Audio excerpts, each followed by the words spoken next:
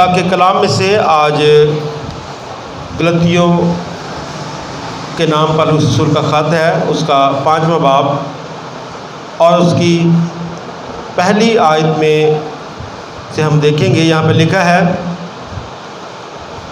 مسیح نے ہمیں آزاد رہنے کے لیے آزاد کیا ہے، بس قائم رہو اور دوبارہ غلامی کے جوے میں نہ جتو۔ پاک کلام کا پڑھا اور سنا جانا ہم سب کے لیے باعث برکت ہو۔ ہم سیکھ رہے ہیں کہ آزادی کیا ہے۔ اب جانتے ہیں کہ 14 اگست والے دن ہم نے جشن آزادی کو سیلیبریٹ کیا اور پورے پاکستان میں جو ہے وہ آزادی ایک بڑے دھوم دھام طریقے سے منائی جاتی ہے۔ تو بہت سارے لوگ جو ہے وہ کرسچنز ہوتے ہوئے وہ بھی اس آزادی کو سیلیبریٹ کرنے اور کرنا بھی چاہیے، لیکن مسیح میں جو آزادی ہے اس کا مطلب کیا ہے؟ کیا یہ آزادی اور جو دنیا کی آزادی ہے وہ ایک جیسی ہے؟ اور آج ہم سیکھیں گے کہ کیا ہم حقیقت میں آزاد ہیں؟ کیا ہم آزاد ہو چکے ہیں؟ یا کیا جو آزادی ہمیں ملی ہے بائبل مقدس کے مطابق، کیا ہم اس آزادی کے مطابق اپنے آپ کو آزاد سمجھتے ہیں؟ تو اس کے لیے خدا کا بندہ پالوس رسول کہتا ہے کہ مسیح نے ہمیں آزاد رہنے کے لیے آزاد کیا ہے۔ مسیح نے ہمیں آزاد کیا ہے۔ سب سے پہلی چیز جو ہمیں یاد رکھنی ہے کہ ہمیں مسیح نے آزاد کیا ہے۔ اس کا مطلب کہ ہم غلامی میں تھے، لیکن اس سے بیشتر کہ ہم یسوع مسیح کی آزادی کی بات کریں کہ وہ کس طرح سے ہمیں آزاد کرتا ہے یا کس طرح سے اس نے ہمیں آزاد کیا ہے، ہمیں اس بات کو سیکھنا ہے کہ اصل میں غلامی جو ہے وہ ہم پر آئی کیسے۔ تو اگر ہم بالکل آغاز میں چلے جائیں اور پیدائش کی کتاب کا مطالعہ کریں تو پہلے باب اور اس کی 28ویں آیت میں سے بھی ہمیں نظر آتا ہے کہ خدا نے جب تمام چیزیں تخلیق کی تو خدا نے آدم اور حوا کو بنایا اور انہیں اختیار بخشا کہ سمندر کی مچھلیوں، زمین پر رینگنے والے جانور، ہوا میں اڑنے والے پرندے اور جو کچھ بھی خدا نے تخلیق کیا ان سب پر خدا نے انسان کو اختیار بخشا، اتھارٹی دی کہ ان تمام چیزوں پر حکومت کرے۔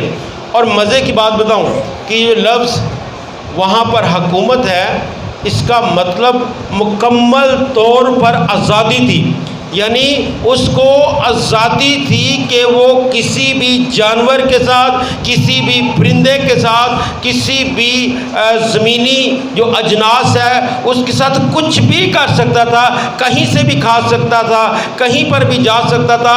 یہ ہے مکمل آزادی جو خدا نے اسے دی۔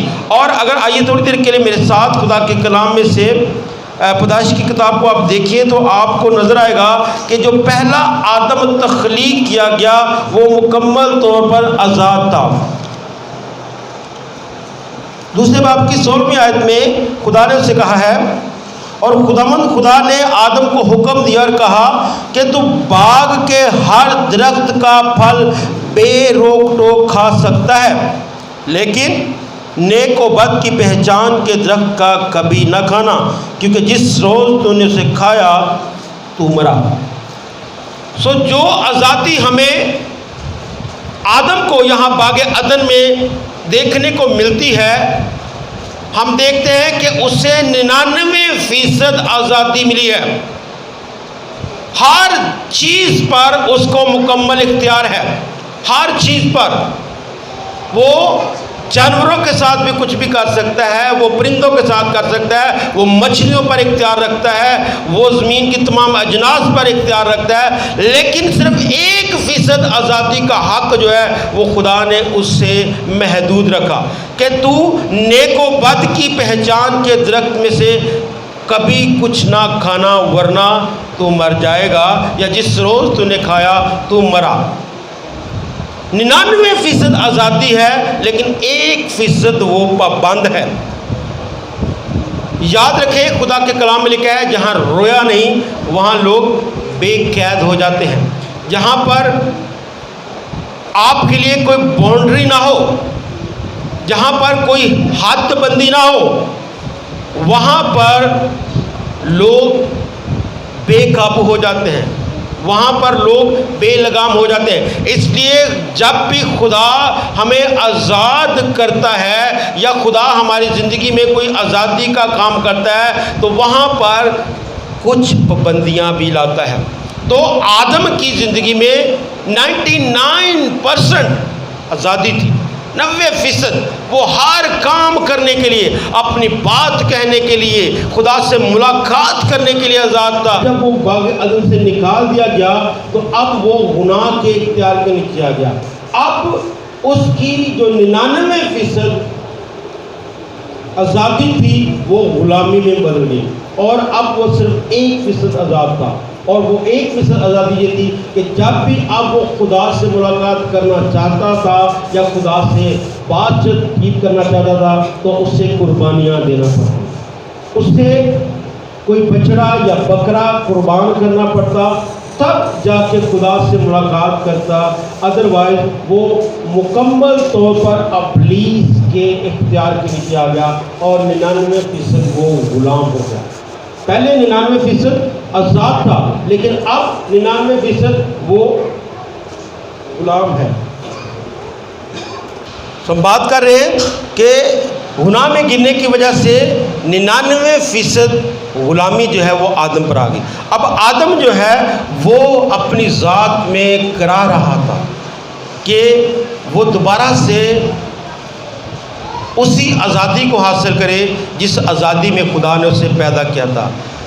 خدا نے اس کے لیے ایک منصوبہ بنایا اور اس کو آزاد ہونے کے لیے ایک موقع فراہم کیا اور اسے موسیٰ کی معرفت شریعت دی، تاکہ آدم جو ہے، انسان جو ہے، اسے موقع دیا کہ وہ شریعت کے ان قوانین پر عمل کر کے دوبارہ سے اس آزادی میں آ جائے۔ یعنی اگر انسان شریعت یعنی لا پر عمل کرے تو وہ دوبارہ سے خدا کے ساتھ اسی رشتے میں بحال ہو سکتا تھا، اسی آزادی کو حاصل کر سکتا تھا۔ لیکن انسان کے پاس اگرچہ بہت ساری صلاحیتیں ہیں، بہت ساری جو ہے وہ قابلیتیں ہیں، لیکن اس کے باوجود وہ شریعت پر مکمل طور پر عمل نہ کر سکا اور وہ مزید غلامی کی حالت میں چلا گیا۔ وہ چاہ کر بھی اس غلامی کی حالت سے نہیں نکل پا رہا تھا۔ اس لیے بائبل یہ فرماتی ہے کہ مسیح عین وقت پر جب ہم گناہگار ہی تھے تو مسیح ہماری خاطر ہوا۔ خداوند یسوع مسیح کی صورت میں خدا نے اپنی محبت کو زمین پر انڈیلا، اور انسان جو اپنی کمزوری کے باعث اپنے جسم میں کمزور ہوتے ہوئے جس شریعت کو پورا نہیں کر سکتا تھا، اس شریعت کو پورا کرنے کے لیے خدا باپ نے اپنے بیٹے یسوع مسیح کو زمین پر بھیجا، اور اس نے اپنی ذات میں شریعت کو نہ صرف مکمل کیا بلکہ اس نے میرے اور آپ کے لیے اپنی جان کا کفارہ دے کر صلیبی موت سہ کر ہمارے لیے اس آزادی کو جو باغ عدن میں باپ آدم کے پاس تھی اس کو دوبارہ سے حاصل کر لیا۔ ہاللیلویہ۔ اور اس آزادی کو اس نے ہمیں دیا۔ جب یسوع مسیح آسمان پر جا رہا تھا تو اس نے اپنے شاگردوں کو اپنے پاس بلایا اور کہا کہ زمین اور آسمان کا کل اختیار مجھے دیا گیا ہے۔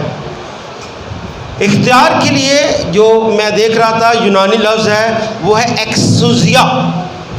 ایکسوزیا کا لفظی مطلب ہے اپنا نمائندہ بنا کر بھیجا جانا۔ اس کا مطلب کہ یسوع مسیح جب یہ بات اپنے شاگردوں کو کہہ رہے ہیں کہ زمین اور آسمان کا کل اختیار مجھے دیا گیا ہے، تو اس کا مطلب کہ وہ کہہ رہے ہیں کہ زمین کا نمائندہ اور آسمان کا نمائندہ خدا باپ کی طرف سے میں زمین اور آسمان کا نمائندہ ہو کر آیا ہوں۔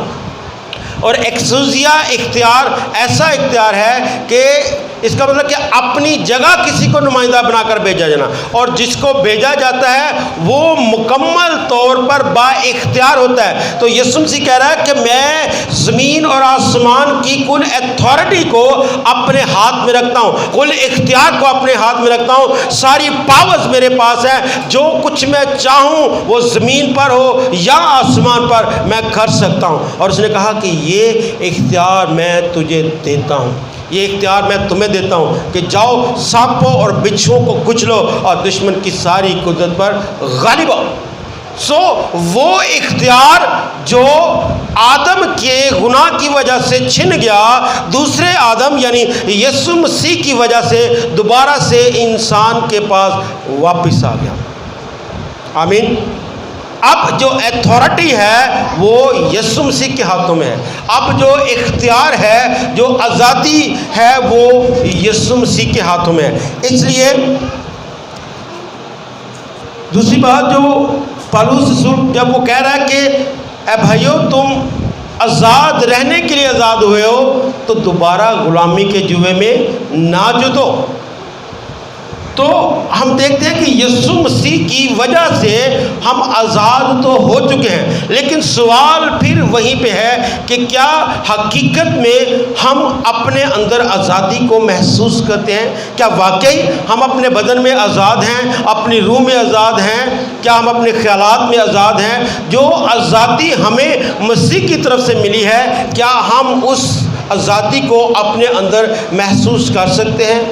اگر ہم محسوس کرتے ہیں تو یہ بہت خوبصورت بات ہے، لیکن اگر آج تک ہم یہ آزادی محسوس نہیں کر رہے تو اس کی کیا وجہ ہے؟ آئیے اس بات کو سیکھیں کہ اگر ہم چاہتے ہیں کہ ہم اس آزادی میں قائم رہیں جو مسیح یسوع میں ہمیں ملی ہے، تو اس کے لیے آپ کو 3 طرح کے رشتوں کو یا 3 طرح کے تعلقات ہیں جن کو آپ کو مضبوط کرنا پڑے گا تاکہ آپ اس آزادی کو جو خداوند یسوع مسیح نے ہمیں دی ہے انجوائے کر سکیں۔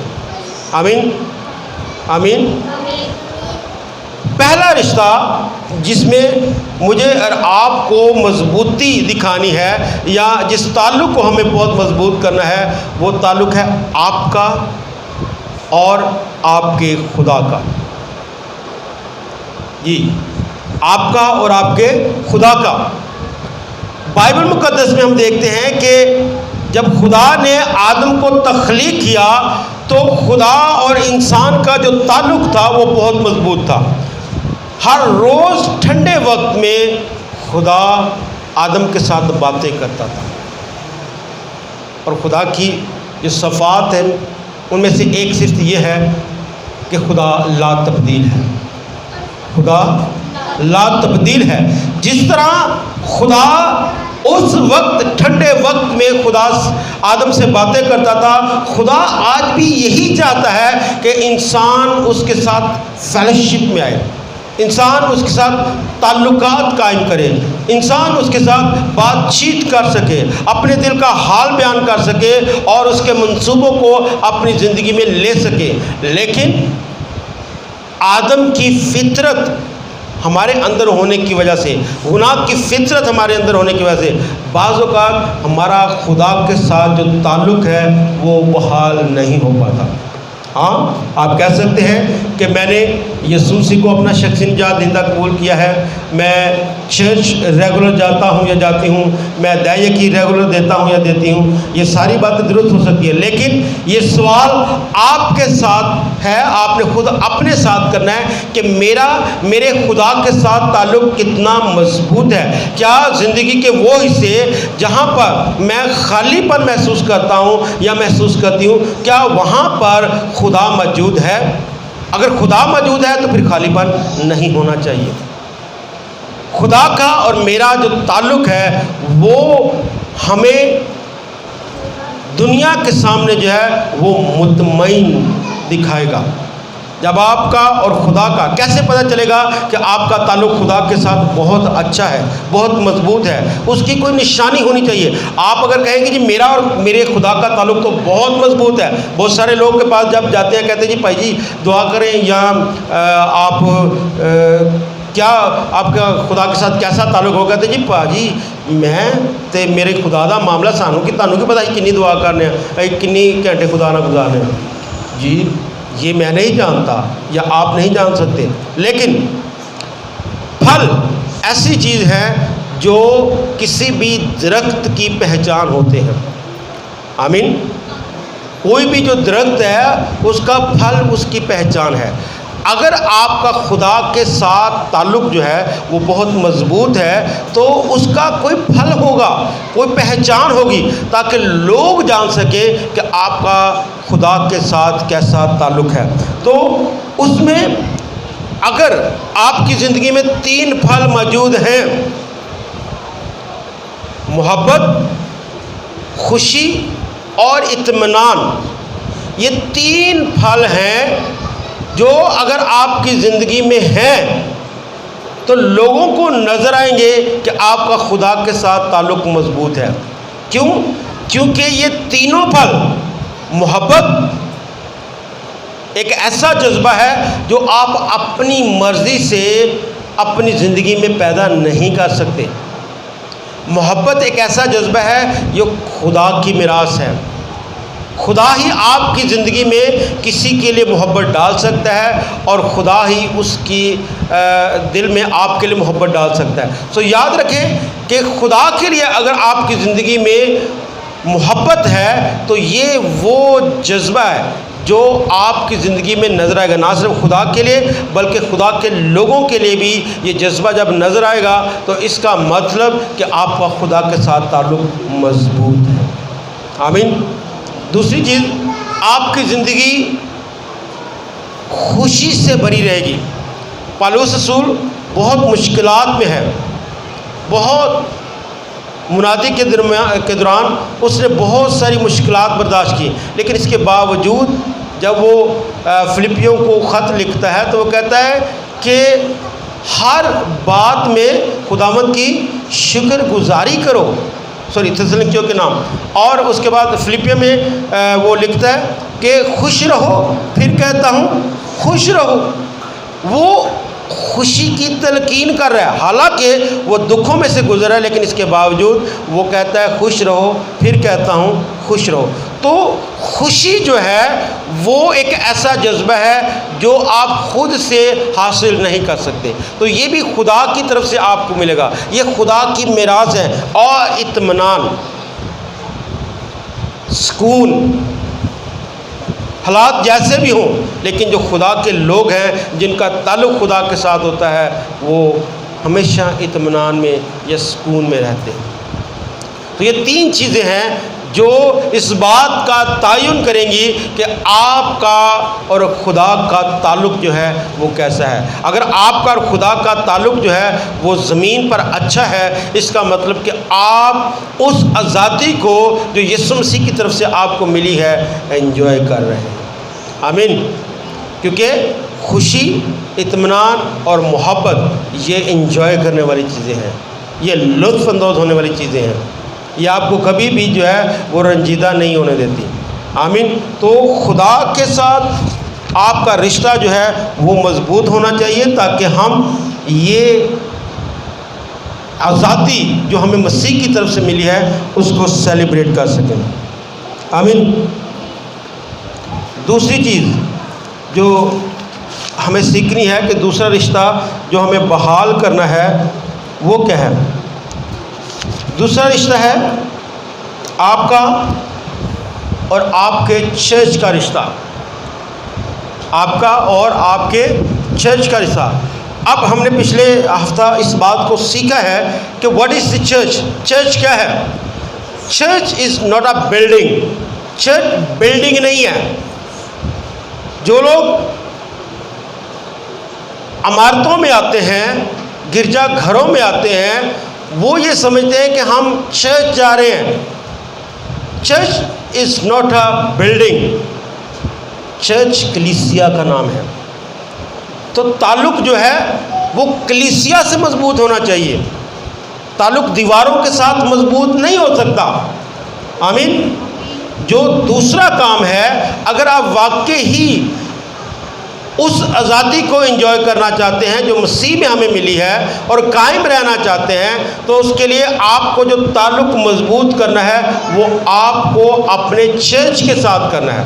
اور یہ بھی یاد رکھیں، آپ کو اپنے چرچ کے ساتھ، نہ کہ کسی بھی چرچ کے ساتھ۔ بہت سارے لوگ کہتے ہیں جی چرچ سے چرچ ہے نا، گیڑے مرضی گرجے چلے جاؤ۔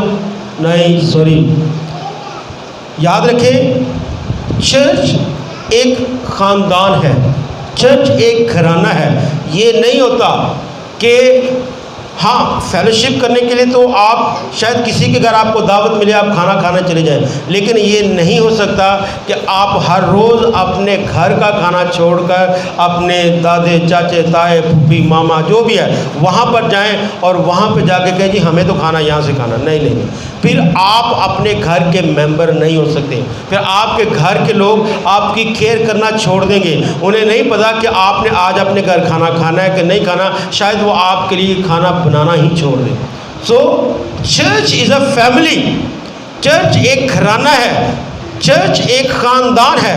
تو میں آپ سے یہ کہہ رہا ہوں کہ آپ کو اپنی کلیسیا کے ساتھ تعلقات بہتر کرنے ہیں۔ بہت سارے لوگ بڑی بلڈنگز کو دیکھ کے، بڑی قداور شخصیات کو دیکھ کے انہیں اپنا چرچ سمجھنا شروع کر دیتی ہیں، لیکن میں آج خدا کے کلام کے مطابق آپ کو سکھانا چاہتا ہوں کہ چرچ چاہے چھوٹا ہے یا بڑا ہے، یعنی کلیسیا چھوٹی ہے یا بڑی ہے، جہاں پر آپ پرورش پا رہے ہیں، جہاں پر آپ پیدا ہوئے ہیں، جہاں پر آپ کو اچھی خوراک مل رہی ہے، جہاں پر لوگ آپ سے پیار کرتے ہیں، جہاں پر آپ کی ضروریات پوری ہو رہی ہیں، روحانی ضروریات پوری ہو رہی ہیں اور شاید کبھی کبھار جسمانی ضروریات بھی پوری ہو رہی ہیں، تو وہ جگہ آپ کا چرچ ہے، وہ کلیسیا ہی اصل میں آپ کی کلیسیا ہے۔ تو اس کلیسیا کے ساتھ آپ کا تعلق مضبوط ہونا انتہائی ضروری ہے۔ یہ آپ کہیں گے نہیں جی ہم تو اپنے چرچ کے ساتھ بڑے وفادار ہیں، تو کیسے پتہ چلے گا کہ آپ کا تعلق آپ کی کلیسیا کے ساتھ بہت ہی اچھا ہے؟ 3 اور پھل ہیں جو اگر آپ کی زندگی میں ہیں تو پھر پتہ چلے گا کہ آپ کا تعلق آپ کی کلیسیا کے ساتھ بہت اچھا ہے۔ وہ 3 پھل کیا ہیں؟ پہلی چیز تحمل، دوسری چیز مہربانی اور تیسری چیز نیکی۔ اب یہ تینوں چیزیں اگر آپ کی زندگی میں ہیں، کیونکہ اگر آپ کلیسیائی ممبر ہیں اور آپ میں تحمل نہیں ہے، برداشت نہیں ہے، دوسروں کی بات سننے کے لیے، دوسروں کی باتوں کو برداشت کرنے کے لیے، تو پھر شاید آپ کا تعلق کلیسیا کے ساتھ مضبوط نہیں ہے۔ آپ کو اپنے انالیسس کرنے کی ضرورت ہے، آپ کو اپنا آپ دیکھنے کی ضرورت ہے کہ آپ کا تعلق کہیں پہ گڑبڑ ہے، آپ کا تعلق آپ کی کلیسیا کے ساتھ درست نہیں ہے۔ اور پھر مہربانی، ہر ایک کے ساتھ جو کلیسیا کے لوگ ہیں ان کے ساتھ مہربانی سے پیش آنا، یہ ہمارا اخلاقی فرض ہے، کیونکہ ہم مسیح یسوع کے نمائندے ہو کر زمین پر آئے ہیں، ٹھیک ہے؟ کیونکہ یسوع مسیح نے جو آزادی دی، اس نے کہا کہ زمین اور آسمان کا کل اختیار مجھے دیا گیا ہے۔ تو چرچ زمین پر خدا کی بادشاہت کو پھیلانے کا واحد ذریعہ ہے۔ تو چرچ میں اور آپ ہیں، کلیسیا میں اور آپ ہیں۔ اگر ہماری زندگیوں سے مہربانی ختم ہو جائے گی تو ہم مسیح کی بادشاہت کو پھیلانے کا وسیلہ نہیں ہو سکتے۔ آمین۔ تو مجھے اور آپ کو مہربانی سے دوسروں کے ساتھ پیش آنا ہے۔ اور تیسری چیز جو آپ کی اور میری زندگی میں ہونی چاہیے وہ نیکی ہے۔ جو نیکی کرتا ہے، جو نیکی کرنا جانتا ہے اور نیکی نہیں کرتا، کیا بائبل فرماتی ہے؟ وہ گناہ کرتا ہے۔ اگر میں اور آپ نیکی کرنا جانتے ہیں، ہم کسی کے کام آ سکتے ہیں، ہم کسی کی مدد کر سکتے ہیں اور نہیں کرتے، تو بائبل اس کو گناہ گردانتی ہے۔ تو اگر ہم نیکی نہیں کرتے، گناہ کرتے ہیں، تو پھر ہمارا اس کا مطلب کلیسیا کے ساتھ تعلق بہتر نہیں ہے۔ ہاں، نیکی کرتے ہوئے بعض اوقات آپ کو مشکل کا سامنا کرنا پڑ سکتا ہے، لیکن اس کا ہرگز مطلب نہیں کہ ہم نیکی کرنا چھوڑ دیں۔ نیکی کرتے جائیں، آپ دیکھیں گے کہ خدا آپ کی نیکیوں کی وجہ سے آسمان پر آپ کے لیے ایک خزانہ جمع کر رہا ہے۔ آمین۔ اس لیے دوسری بات جو آپ کو اپنی زندگی میں دیکھنی ہے کہ میری کلیسیا کے ساتھ کیسا تعلق ہے۔ اور تیسرا اور آخری جو تعلق ہے جو بہت مضبوط ہونا چاہیے وہ ہے یو اینڈ اونلی یو، آپ اور آپ کا خود سے رشتہ۔ ہم دنیا میں تو ہر طرح کے لوگوں سے تعلقات قائم کرنا چاہتے ہیں، اور ہم دنیا میں رہ کے دنیا کی طرح کے بننا چاہتے ہیں، ہر ایک کو خوش کرنا چاہتے ہیں، لیکن جو اپنے ساتھ میرا تعلق ہے میں نے کبھی اس پہ غور کرنے کی کوشش نہیں کی۔ یہ بڑا اہم رشتہ ہے۔ اگر آپ کا اپنی ذات کے ساتھ رشتہ مضبوط ہوگا تو دوسرے رشتے مضبوط ہوں گے۔ اگر آپ خود کے ساتھ ہی وفادار نہیں ہیں تو پھر آپ اپنے کسی بھی رشتے سے وفاداری کا اظہار نہیں کر سکتے۔ یہ رشتہ بہت ضروری رشتہ ہے۔ اگر آپ مسیح یسوع کی آزادی کو انجوائے کرنا چاہتے ہیں تو اس کے لیے یہ جو رشتہ ہے، یعنی آپ کا خود سے جو رشتہ ہے، اس کو بہت مضبوط ہونا چاہیے۔ اگر آپ خود کے ساتھ وفادار نہیں ہیں، ایماندار نہیں ہیں، تو پھر کیسے آپ جو ہے وہ دوسرے رشتوں کے ساتھ ایماندار ہوتے ہیں؟ اور کیسے پتہ چلے گا کہ آپ جو ہے خود سے وفادار ہیں؟ اس کے لیے بھی 3 چیزیں ہیں جو آپ کی زندگی میں ہونی چاہیے۔ وہ ہے ایمانداری، حلم اور پرہیزگاری۔ یہ 3 چیزیں ہیں، اگر آپ کی زندگی میں موجود ہیں تو پھر آپ اور میں اپنے ساتھ بھی رشتے کو مضبوط کیے ہیں۔ کیسے؟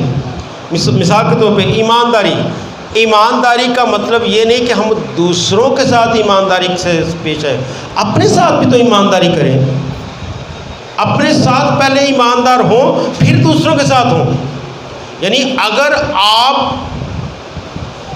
مثلا میں اگر اپنی بات کروں، اگر میں خود کے ساتھ جھوٹ بولتا رہوں، میں خود کے ساتھ جھوٹ بولتا رہوں کہ کوئی بات نہیں، میں ایکسرسائز نہیں کروں گا، مجھے کچھ نہیں ہوگا، تو یہ میں اپنے ساتھ ناانصافی کر رہا ہوں، میں خود کے ساتھ وفادار نہیں ہوں۔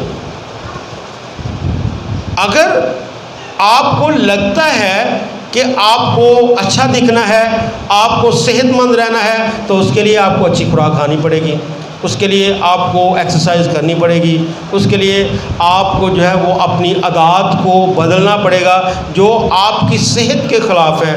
تو اگر آپ اپنی صحت کا خیال رکھتے ہیں تو آپ اپنے ساتھ ایماندار ہیں، اور آپ جب اپنے ساتھ ایماندار ہیں تو دوسرے رشتوں کے ساتھ بھی ایماندار ہوں گے۔ آمین۔ اور پھر حلم جو ہے، یہ مطلب کیا اس کو ہم کہیں گے کہ بالکل حلیم ہونا، عاجز ہونا، جھکنا، یہ ایک کردار کا نام ہے۔ اگر میرے اندر حلم نہیں ہے، میں عاجز نہیں ہونا جانتا، تو پھر کیسے میں اپنے آپ سے پیار کر سکتا ہوں، میں اپنے آپ کے ساتھ رشتہ جو مضبوط ہوں؟ کیونکہ میں نے ہم اس کو اگر کوشش کریں گے کہ یہ تینوں طرح کے تعلقات ہیں، آنے والے ہفتوں میں اس پہ مزید بات کریں۔ اگرچہ اس سال کے آغاز میں ہم نے تھوڑا سا اس پہ ذکر کیا تھا، اس پہ بات چیت کی تھی، لیکن میں دوبارہ سے نہ صرف آپ کے لیے بلکہ وہ تمام لوگ جو یوٹیوب پر ہمارے ویورز ہیں ان کے لیے بھی اس کو ہم دوبارہ سے کریں گے۔ ان 3 رشتوں کو ہم بہتر انداز میں سیکھنے کی کوشش کریں گے، اور اس میں خاص طور پہ جو میرے ساتھ جو تعلق ہے، میرے ساتھ جو رشتہ ہے وہ کس طرح سے مضبوط ہونا چاہیے، اس پر بھی ہم بات کریں گے۔ تو ہم اس سال کے آغاز میں اس پہ بات کر چکے ہیں کہ اگر میں خود کو ٹائم نہیں دیتا. مجھے کرنا کیا ہے؟ اگر میں دوسروں کی طرح نظر آنا چاہتا ہوں، یعنی اگر مجھے لوگ مزدور دیکھنا چاہتے ہیں تو میں مزدور بن جاتا ہوں. اگر لوگ مجھے جو ہے وہ آفیسر دیکھنا چاہتے ہیں، ڈاکٹر دیکھنا چاہتے ہیں تو میں ڈاکٹر بن جاتا ہوں، کوئی آفیسر بن جاتا ہوں، کوئی انجینئر بن جاتا ہوں. یہ لوگ دیکھنا چاہتے ہیں. لیکن کیا میں نے خود کو کبھی ٹائم دیا ہے؟ اپنے لیے خود جو ہے وہ کبھی فیصلہ کیا ہے کہ میں کیا چاہتا ہوں؟ کیا میں جو میرے اندر میں ہے، میری خوبیوں یا میری خامیوں کی وجہ سے وہ یا تو بہت اوپر جا سکتی ہے یا بہت نیچے جا سکتی ہے. میرے جو انا ہے، انا پرستی جو ہے، یا تو انا کا جو لیول ہے بہت اوپر جا سکتا ہے یا بہت نیچے آ سکتا ہے. ہمیں اس کو لیول پہ رکھنا ہے، ہمیں جھکنا سیکھنا ہے. خدا کی حضوری میں جھکیں گے تو پھر خدا ہماری ذات کو، میں نے اکثر آپ کو بتایا کہ میرے استاد محترم کہا کرتے تھے کہ جب آپ خدا کو عزت دو گے تو خدا آپ کو عزت دے گا. آمین. جب آپ حلیم ہوں گے، جب آپ خدا کی حضوری میں عاجز ہو جائیں گے، جھک جائیں گے، تو خدا آپ کو سربلندی عطا کرے گا. آمین آمین. اور اسی طرح پرہیزگاری ہے کہ پرہیز آپ کی زندگی میں اہم چیز ہے. پرہیز سے مراد لوگوں سے پرہیزگاری نہیں ہے، لوگوں سے پرہیز کرنا نہیں ہے، بلکہ وہ چیزیں جو آپ کی عادات کو خراب کر سکتی ہیں، وہ چیزیں جو آپ کو خدا سے دور لے جا سکتی ہیں، وہ چیزیں جو آپ کو آپ کے رشتوں سے دور لے کے جا سکتی ہیں، ان سے پرہیز کرنا ہے. آمین. تو آج ہمیں جو بات سیکھنی ہے کہ ہم آزاد رہنے کے لیے آزاد ہوئے ہیں. آمین.